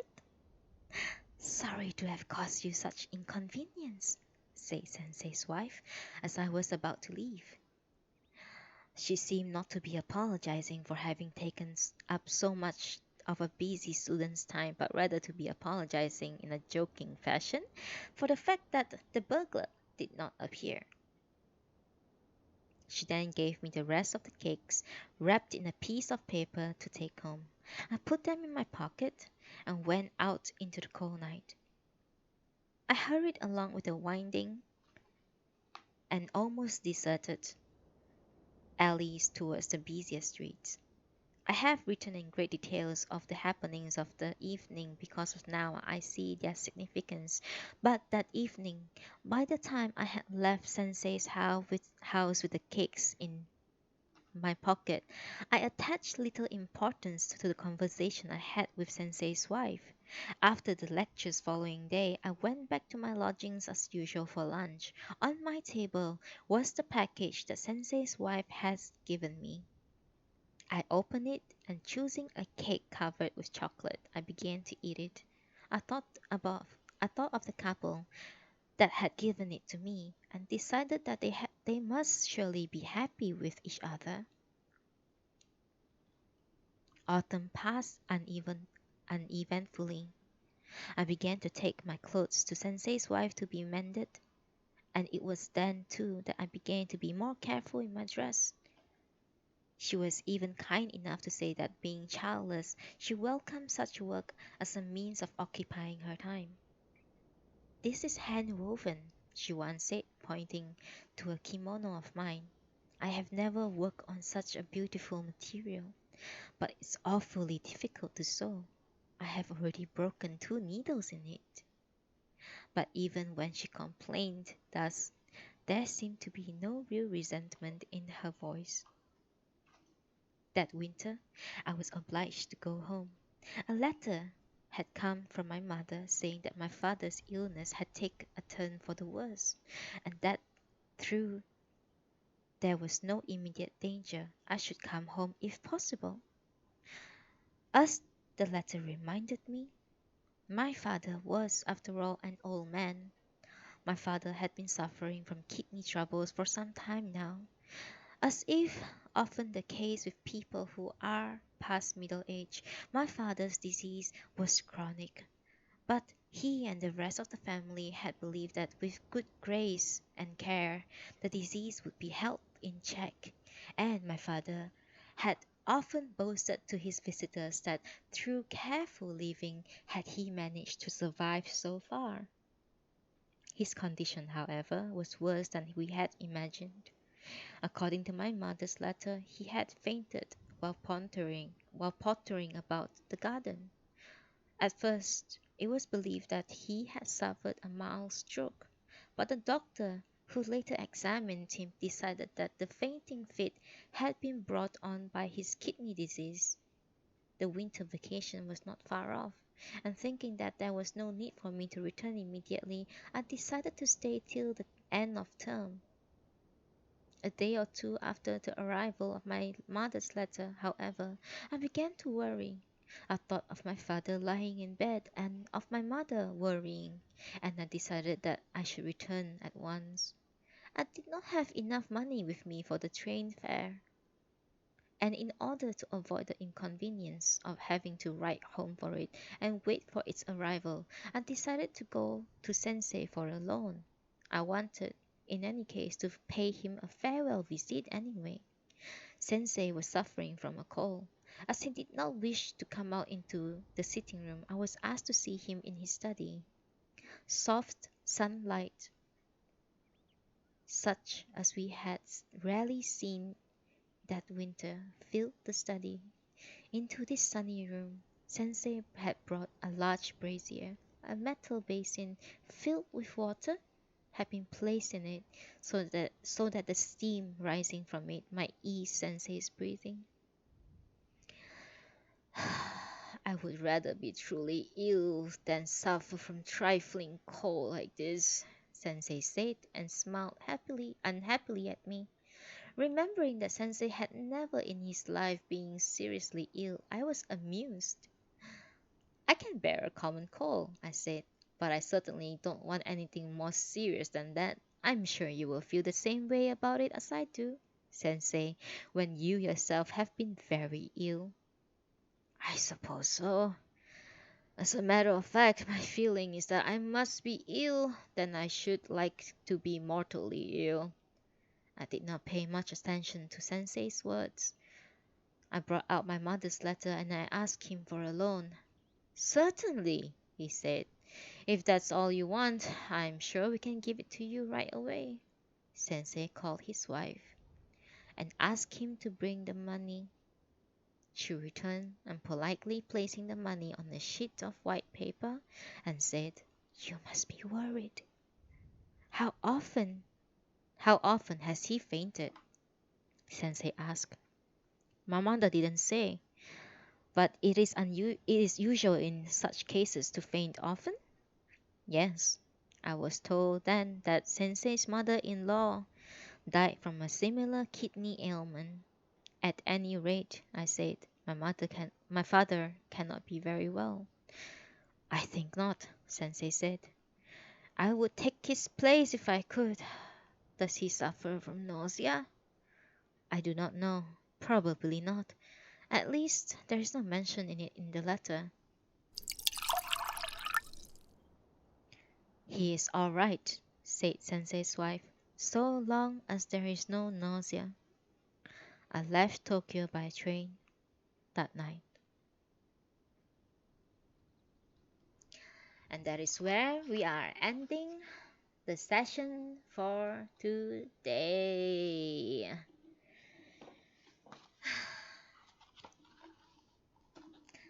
Hello, everyone. Okay, yeah, wine just claim for hydrate. Thank you.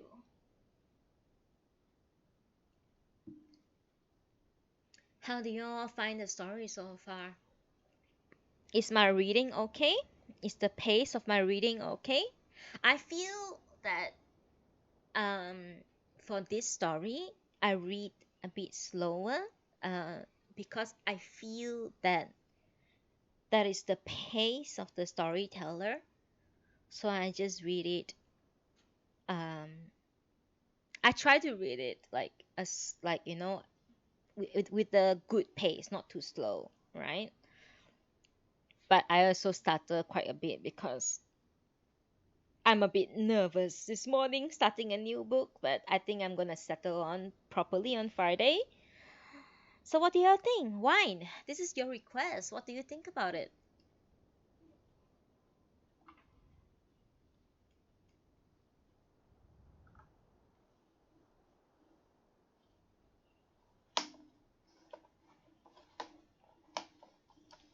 Oops, sorry.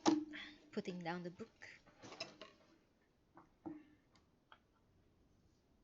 And what do others are thinking? There are 10 of you in my stream right now. What do you all think about the story so far? What do you all think about Sensei? What do you think about the youth, the student? What do you think about Sensei's wife? Yeah, I wonder about that too. You know,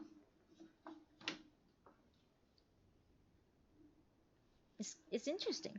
I think this is I like this type of story where the pace is very slow because I don't like too much exposition in what at one go basically. Yeah, you know.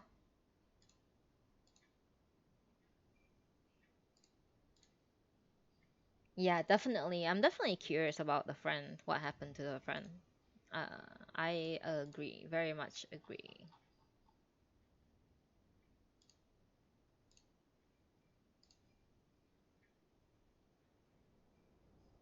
Yeah.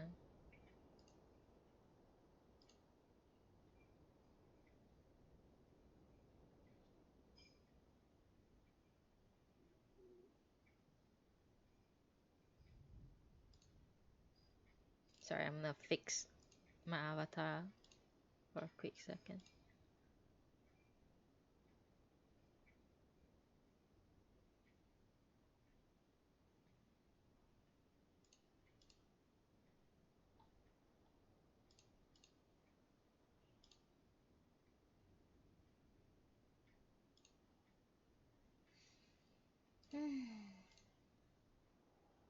Mm, it's certainly a depressing matter. Like to lose a friend, uh, it could also very much like make people uh think about you know like the matter of life and death kind of thing.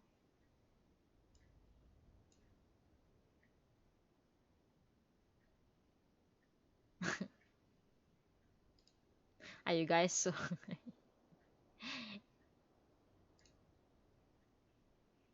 Yeah, definitely their own mortality. I certainly feel that way a lot. Yeah. Like, what is the meaning of life and why are we alive or why should we be alive, that type of thing. Definitely.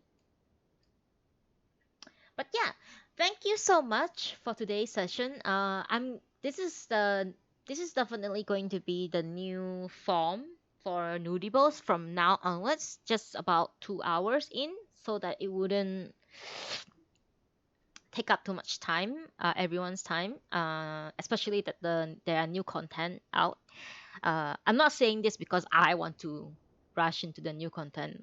In fact, I'm not going to do any of the MSQ until my partner Zapop comes home. So, because we have been playing this game for like together for so many years. Yeah, Soseki's because of the Meiji Restoration, he's writing during the Meiji Restoration era where um Japan was moving towards like being westernized. So I think his themes are always about like yeah, definitely about like depression, like feelings, mm, mortality.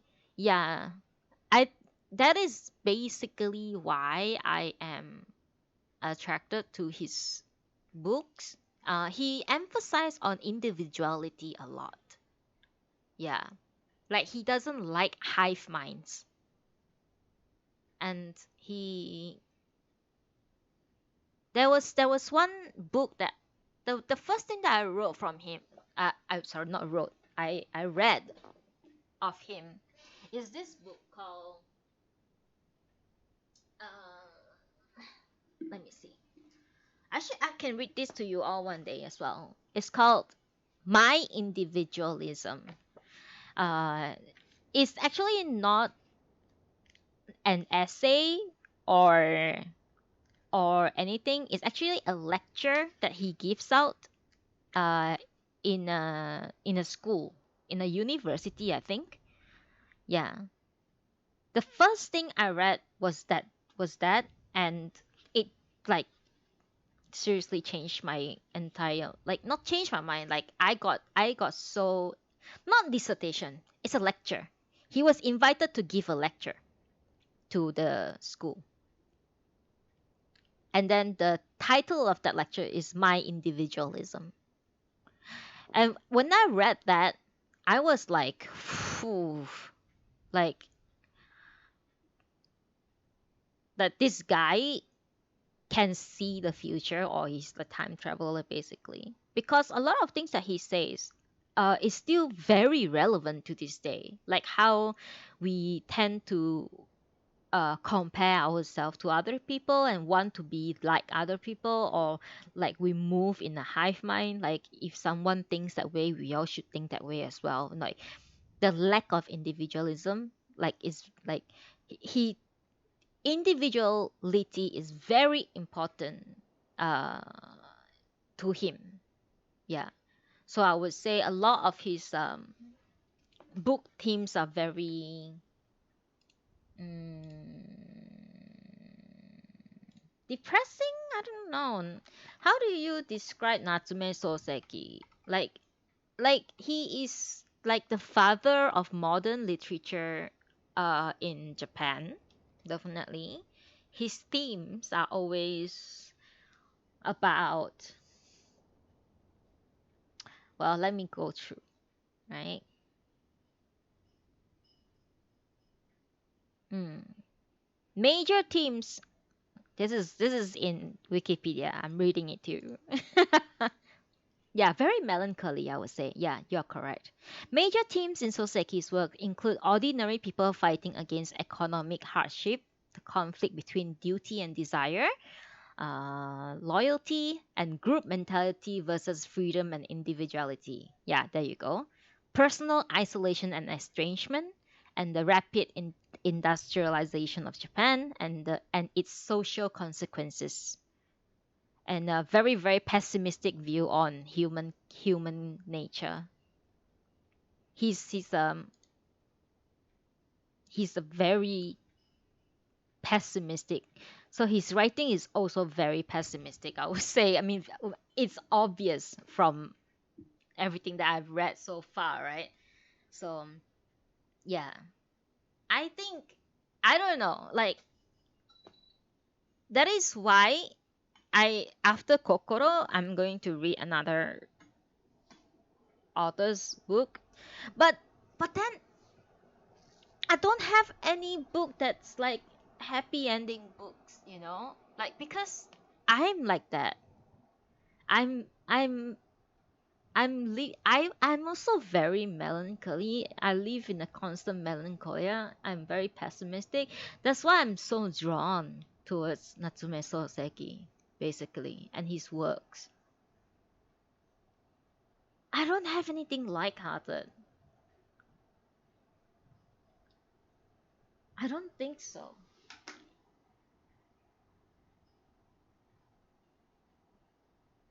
I'll try to find something, right? But yeah, after Kokoro, I'm going to read something else from another author. But I will be switching in between that author and Soseki. I might lose viewers for this because I think it's not a lot of people can take Soseki's writing because he's very. I remember someone said that he romanticizes um, suicides. I don't think so. I don't think so. I disagree with that. I just think that he thinks. But you see, that's the thing, his view of death and my view of death is the same. We are not afraid of death. Like, we welcome it because death is peace. That's why when people die, you say rest in peace. That phrase doesn't come out of nowhere. If someone is suffering from cancer, you know what? Like, I wish they are dead because they would be at much peace than suffering from that, and there is no cure to that, you know? So, I don't know. That's my opinion. That's a personal opinion, right? So, I understand Natsume Soseki. Sometimes I feel like whenever I read his writing, I just feel like, oh my god, like it's something that I would have written myself, like right now, but it is written more than 100 years ago. So this is a depressed stream. No, I find, you know what? I find joy in. I'm not saying that I find joy in depressed, right? I find joy in being accepted and the the lesser the stigma against mental illnesses, the lesser the stigma against depression, uh, the more happy I am because I feel like in this day and time, it is so prevalent and it's almost unavoidable that everyone will be depressed at least once in their life. So instead of like telling people that it's just a phase in your life. It's like, you know, yeah, it's definitely a fine line between addressing it and romanticizing it. Definitely. I agree. But yeah. But I think, but this is the thing with literature. It is how the reader interpret it, don't you think? It's my opinion. My opinion is that I accept it as it is because it is a piece of literature that is very beautifully written, and it captured, it's like a time capsule of that moment in time, which is like over 100 years ago, yet at the same time it is relevant to this day. So that is my personal acceptance and interpretation of the story. So how others may interpret it, it's up to you.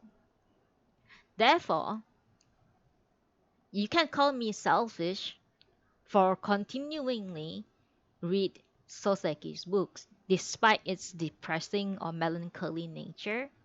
But I will continue reading Soseki's book because, yes, exactly. I think Soseki books, you have to have really an open mind to read it, and you cannot read it with a very black and white way of looking at things. And it also opens your mind as you are reading it because it tackles so many um, good topics, basically. Oh, God. You know, if I have a PO box and one of you send it to me, I'm gonna fucking burn it live stream, bro.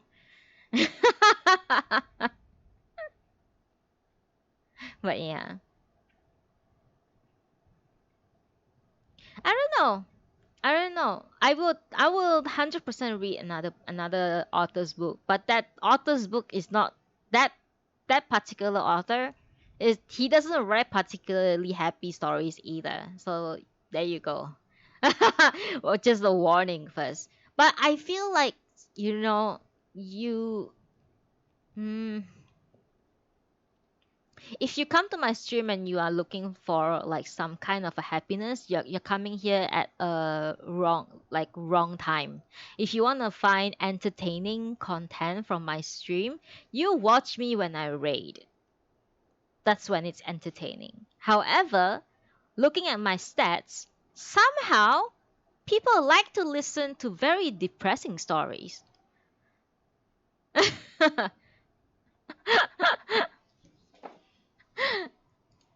So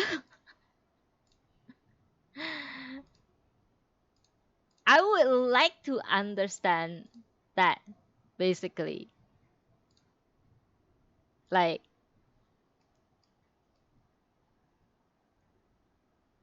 why, like people are the one who are interested in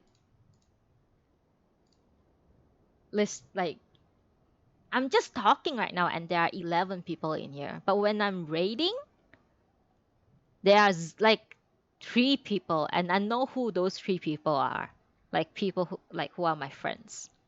So, like, you see. But anyway, I'm not gonna take your lunch break or your dinner break any longer. I hope you guys have a great day. I hope you guys enjoyed the start of Kokoro today. And we're gonna continue on this coming Friday. You drop by sometimes? No, you drop by every time. Wine, you're the supporter of this place. You cannot not come. And you are the one who requested this book. You don't say drop by sometime. Thank you so much once again for being here with me. Oh, your my rates? Okay. Yes, do come. Like, if you are Have on. you ever had a dreams that Hell yeah. you would you can don't do skidoo don't do skid you wanna don't do skid. Thank you. That's how I'm gonna say goodbye. Yeah, come and watch me raid. If you are, if you haven't followed me on Twitter, follow me on Twitter. Because I will send a tweet whenever I go live, including my raids live, and my MSQ. Now that we have MSQ content live, you know, come drop by, watch me say stupid shit as I watch me react to the story or whatever, or you know, watch me hang out with the end. I'll see you guys today. I hope you have a great Wednesday.